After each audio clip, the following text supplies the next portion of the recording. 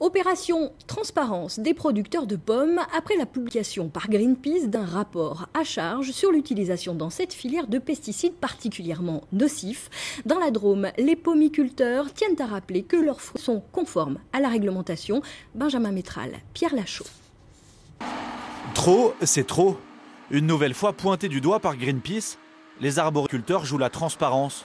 80% d'entre eux exercent en agriculture conventionnelle et oui, ils utilisent des pesticides. Dans son verger, Romain Vallet effectue une vingtaine de campagnes de pulvérisation chaque année, avant tout pour préserver ses pommes. Donc là, c'est une nécrose qui est sur l'épiderme de la pomme, c'est la tavelure, la principale maladie du pommier. Or, pour rester compétitif face à une pomme étrangère, parfois jusqu'à moitié moins chère, il faut encore soigner l'esthétique du fruit.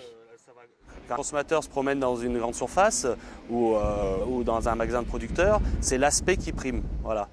Même si on explique, on fait de la pédagogie, c'est l'aspect qui prime. Interpeller la filière, notamment la grande distribution, voilà in fine l'objectif de Greenpeace. Dans son enquête, l'association a analysé 85 échantillons prélevés de sol et dans l'eau des vergers de 12 pays d'Europe dont la France.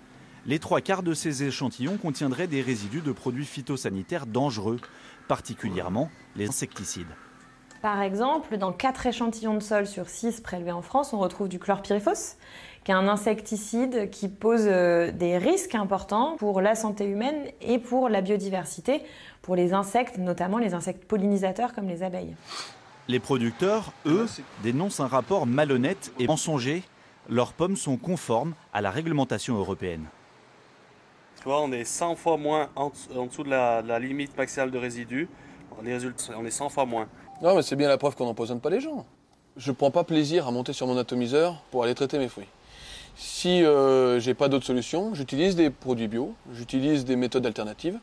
Après, quand vous êtes malade, à un moment donné, il faut prendre des antibiotiques. Pour la production fruitière, c'est exactement le même problème. Le Grenelle de l'environnement visait à réduire de moitié l'utilisation de pesticides d'ici 2018, mais en début d'année, cet objectif a été repoussé à l'horizon 2025, d'où peut-être cette piqûre de rappel de Greenpeace.